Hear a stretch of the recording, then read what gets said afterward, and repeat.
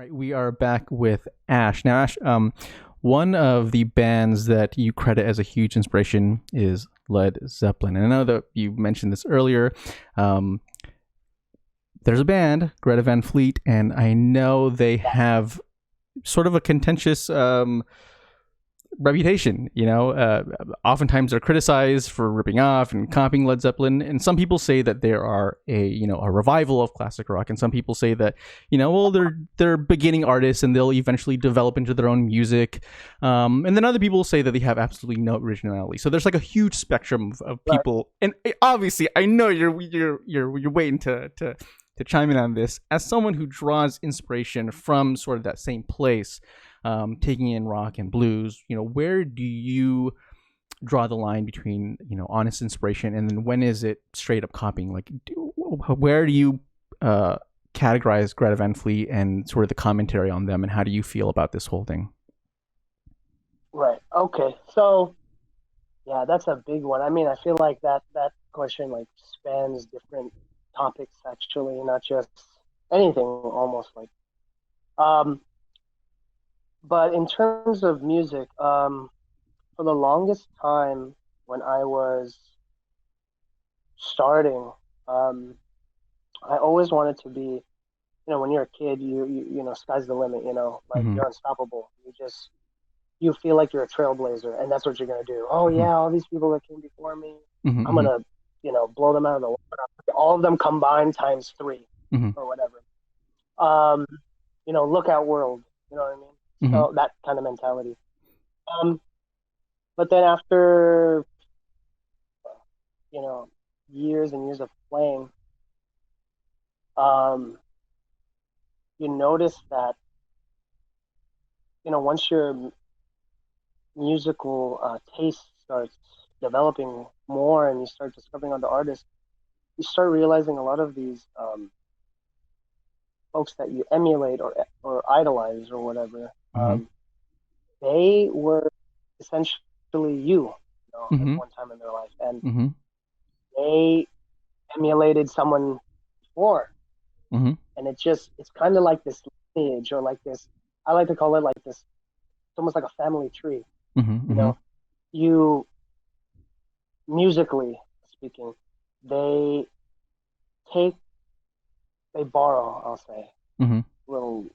little nicer kind of way to put it. They borrow the things that speak to them. Mm-hmm. You know what I mean? Mm-hmm. What I mean is, like, in terms of like guitar playing, the way that a musician speaks or tries to convey their message through their instrument. Sometimes you'll hear licks or riffs Mm-hmm. that someone before utilized a lot. Mm-hmm. Someone like Eric Clapton. Everyone loves Eric Clapton. I love Eric Clapton. Mm-hmm. He's like the last great bastion of, like, guitar god. Mm-hmm. So I remember reading some interviews of him, years and years ago, and he would say, "I don't get why a lot of people like me." And the interviewer would be like, "Why is that?" Well, I essentially just copied B.B King, like like lick for lick, not even like sparse pieces. I just took everything basically from him. So I don't know why everyone, enjoys the way I play. You could just hear it from a better musician. Mm-hmm. I was just thinking, one, that's the greatest confidence I've ever seen. I mean, you could be totally like destroying your career like that. You never know. Overnight, maybe people would hate you. But I started seeing that more and more with some of these artists. Jimmy Page from Led Zeppelin, Mm-hmm. he once said as well, "What are we if not an amalgamation of those that we idolized before, or those that we enjoyed listening to before, Mm-hmm. all your influences, essentially." And Mm-hmm. then I started to, I guess, let my walls down a little bit and basically, I guess, enjoy the fact that some of these things that people, some of these things that artists do, they resonate with me. I like the way he made this guitar sound, or I like the way he made that keyboard sound, or I like the way he played this way on the drums. These little things, they are kind of like um, they're these little gems, that or souvenirs or something tied to memory where you just they it just speaks to you some way. Mm-hmm.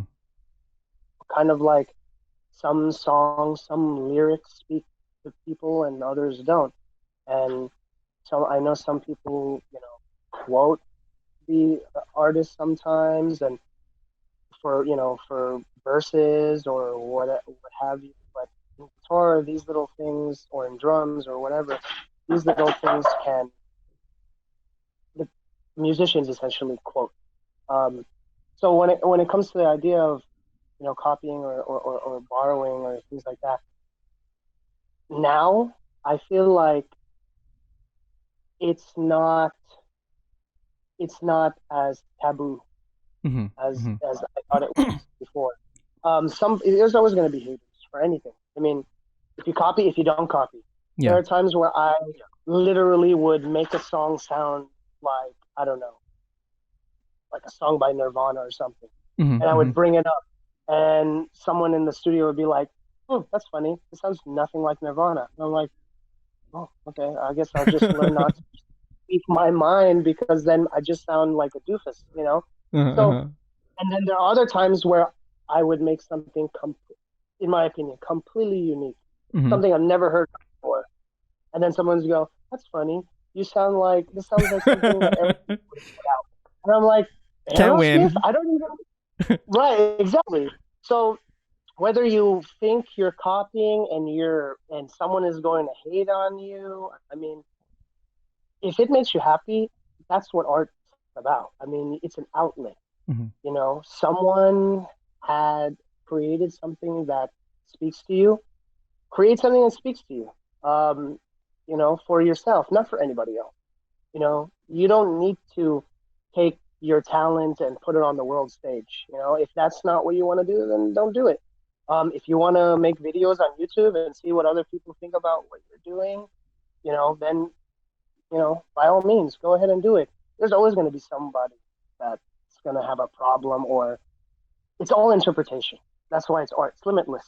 You could do something and someone would think you're copying some dude that you never even heard of. Yeah. Um, so when it comes to Greta Van Fleet, initially when I heard them, I kid you not, I thought I was listening to an uncovered Led Zeppelin song that like someone dusted it off and like the world's never heard it. And I was like, are you these are 19-year-olds? Uh-huh. That kid sounds like, you know, it sounds like he's from the 60s. Like there's something like a blast from the past. Mm-hmm. Mm-hmm.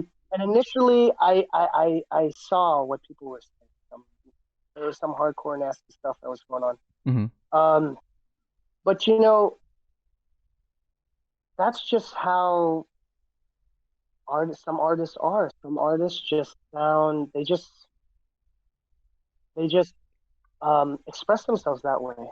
They probably listen to a shit ton of Led Zeppelin, and they Mm-hmm. probably were a cover band when they were like 15, and I don't know much of their history, but I say give them a chance, because time and time again, when a band comes out and they're new and they're doing something that no one else is doing, I don't know anyone that sings like um, I, forgive me, I forgot his name, but their lead singer, I don't know anyone that sings like that Mm-hmm. currently.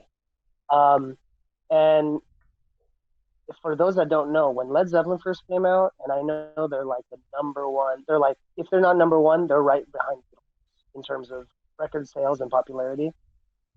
No one, and I'm talking about critics, nobody liked them. Oh. They, yeah, people were totally shedding on them. They said the drummer couldn't keep time. The guitar player looks like he is always tripped up on acid. The vocalist is just a wailing, man who probably hasn't identified himself whether he wants to be feminine or male, or like he's got like some kind of identity crisis. Mm-hmm. And the bassist just sits in the back and doesn't do anything. He doesn't have any stage presence. So I feel like here we are again.